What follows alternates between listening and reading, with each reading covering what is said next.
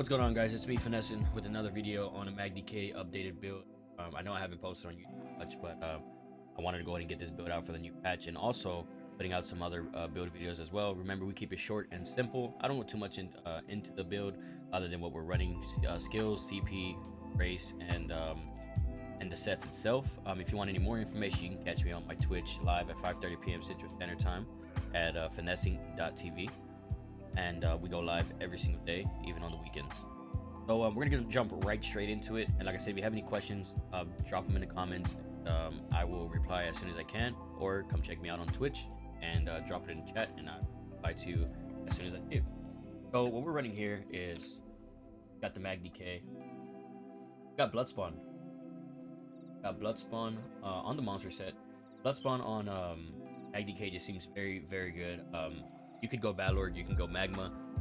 In my opinion, I do think that Bloodspawn is still the best, just because it gives you a lot of tanking, and the ult region is just amazing to have on a magdk, especially when you're popping crow left and right. Got One Piece Trainee, heavy as well, enforced. Now these traits, I am going to be honest with you, a lot of the traits I have here are either I've decided to run, or if it's just something that I put together and it's just been working in Citadel. And I'm a real big guy on impenetrable. I love to run impin, so I'm gonna be honest here, I'm running all impin, but you can go sturdy, you can go well fitted, you can go any other way that you would like to your fitting. It's more of a preference thing and how you feel that you are more tankier, or you attacks more. It's just really a preference thing. So me, I always stay with impin, just because I feel like it's a lot better for me. A lot more tanky. We also have Burning Spellweave. Burning Spellweave on the front bar. Burning Spellweave is a really good set, especially with the changes to the hybrid coming to patch, as far as like skills going off of weapon damage and spell damage. So we are going to be running Burning Spellweave, because Burning Spellweave does apply 480 damage when activating your flame ability, and it goes to weapon damage. Very good to have on the front. On the back bar, we have Rallying Cry. Rallying Cry is probably one of the most meta sets right now. It's very expensive. Everybody's trying to get a hold of this set. If you have this set, please change your trick, in my opinion. This one adds so much. It's transmutation and powerful assault into one setup. It's so good to have. So if you have it, definitely run it with Running Spell. And we have one piece of body, two jewelry pieces, all infused. We have Mark and Ring of Majesty. This ring right here is very good to have. You can run Death Dealers, you can run Malakath, you can run any ring that you would like. I like to run Mark, just the fact that it is more damage, and it gives you a little bit of armor as well. So it's kind of my go-to ring right now, just because I don't think there's another ring better than Market. But you can go whatever mythic. Now you're gonna probably question why I have weapon damage. We'll get into that in just. We have Burning Spellweave Maces. You can run two-hander, you can run Destro Staff, you can run whatever you would like in this front bar. I like Maces just because it's a lot more penetration. I'm running one Sharpen and one Charge in the front bar as the primary. You can run either way.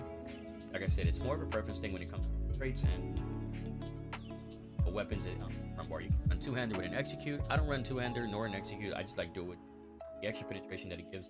The passes are pretty good. Back bar, we have Rallying Cry Resto Staff.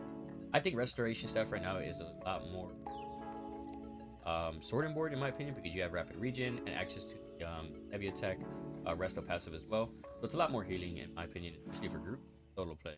I do think that Resto Staff is kind of the go-to right now, especially when stacking heals with other groups. These are the stats unbuffed. Now we'll get into the skills.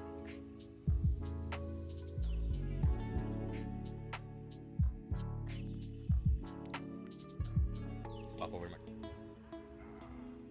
So for our front bar, we have on the back bar we have Coag Blood. First heal, very good to have. Hotel Armor, that is our buff. Rapid Regen. Engulfing Flames. Now, a lot of people are swapping out Engulfing Flames for Noxious Breath. If you think Noxious Breath is a better preference for you, think that it's a little more damage, I would definitely go Noxious Breath. Me personally, I have a lot of flame damage ability. I do think that running Engulfing and bonus is really good to have, in my opinion. So I do is in terms better, but if you want to run Noxious, totally a preference thing, and you think that's more damage, you can definitely do it. It's really just, like I said, how you feel about it. We have Race Against Time. I think Race Against Time right now is a lot less buggy than Mistform. Definitely run Mistform if you'd like to, but I do think that Race Against Time is probably going to be a better option, just because it's a lot less buggier. But Mistform is going to probably get you out of most of the time. But like I said, you can run Race Against Time or Mistform. Really just, once again, a preference thing. Corrosive Armor. We have Corrosive Armor on the back bar. This one is going to be your main ulti. As far as like when getting in a big situation or little situation, Corrosive Armor is just, it's so hard. And it's so good on the magdk right now. So if you want to go with Corrosive Armor, I would definitely put it on the back bar, or you can swap this out for Undo and put Corrosive Armor on the front bar. But the only reason I don't put Corrosive Armor on the front bar is because Ferocious Leap gets me out of all situations when I need to get resources back or I need to get people off the group. So it's very good to have. It's a group, very good to have.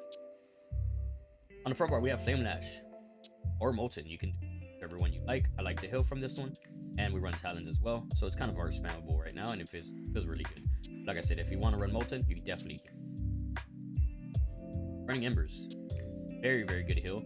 This heal has been buffed so much that I do think, in my opinion, is a very good skill to be running instead of Inhale. But you can be running Inhale if you would like to, but I do think that swapping out Inhale for running Embers is a really good option for the patch. But like I said, once again, as I've said for everything else, it's a preference thing, how you feel about it. Running Talons, proc our Flame Lash. Flames of Oblivion. If you don't think that you're getting enough heals, which you could be, but if you don't think that you can definitely swap out Flames of Oblivion for the other morph.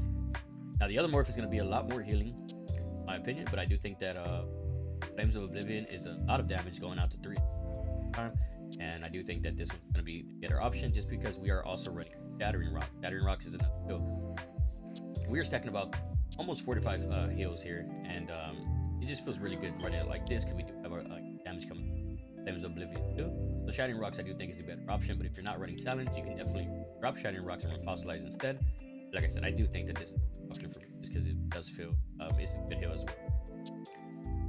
We're gonna go ahead and jump into the CP. We're gonna do the blue and red CP. Green CP is just a preference thing, and however you feel what would be better for your character, as far as if you're crafting or if you're in combat, or mount speed and stuff like that. So we have Master at Arms. We have Deadly Aim. We have Ironclad. And Duelist rebuff. If you want to drop Duelist rebuff, you definitely can. And I would probably put Unassailable here. However you'd like to do. I like Duelist rebuff just because there is a lot of EKs this patch and stuff like that, so they are spamming whips. But there is a lot of Magpars as well, so the AoE CP would be really good as well. Like I said, a preference. Red CP, we have Litnessness, Rain's Refuge, Pain by Suffering, Boundless Vitality. Going into the race changes, we have Imperial. Imperial, I do think is probably the better class in my opinion, the better race. But if you do want to run Nord, you definitely can. If you want to run Dark Elf, you can do it well.